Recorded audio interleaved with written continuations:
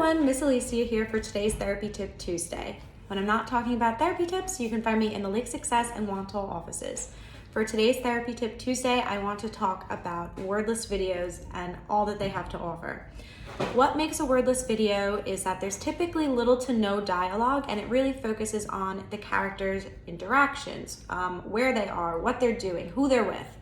I love them because we can use them for building our vocabulary or building on our vocabulary.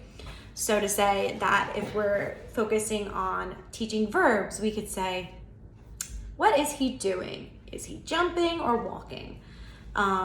We could talk about where they are. Is he at the park? Is he at school? Really giving those binary choices. If you're focused on specific vocabulary, there's probably a holiday video. There's starting school, going to order food for any of those social scenarios or social modeling, or maybe you have to ask about problem solving. Now you're wondering, oh, where can I start? I have a favorite. His name is Simon's Cat.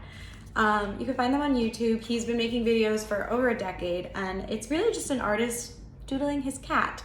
The cat gets into all situations with his owner, other animals. So that's great because you can talk about vocabulary in the house. You can talk about vocabulary outside, in the snow, in the summer, all different things. So now that we've really targeted our kind of basic vocabulary, we can build onto emotions. So maybe say Simon's cat gets into a little bit of an argument and maybe he's not looking so happy. Well, we could label the frown. We could talk about, well, if he's frowning, how could he feel? We talk about being angry, upset, build on those synonyms for other emotions. And then that next step for those higher level kids, we can talk about inferencing.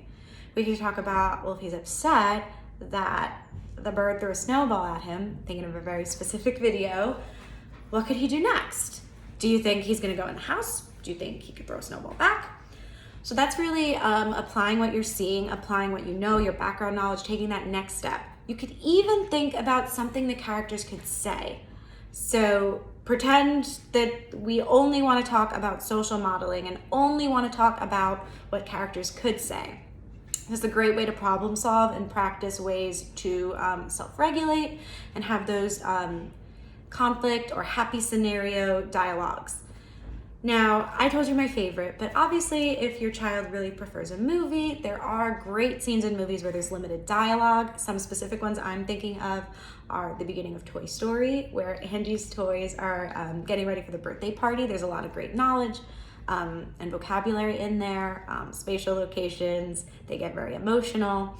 I'm also thinking of the scene where Mike and Sully in Monsters, Inc. when they're training, or the beginning of The Factory. A lot of great dialogue in there, a lot of great interactions.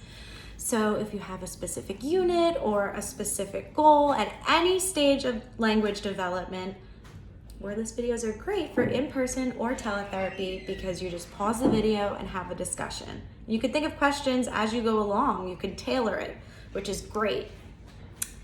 Yeah, that's this Therapy Tips Tuesday. I wish you the best of luck with them and have a great day.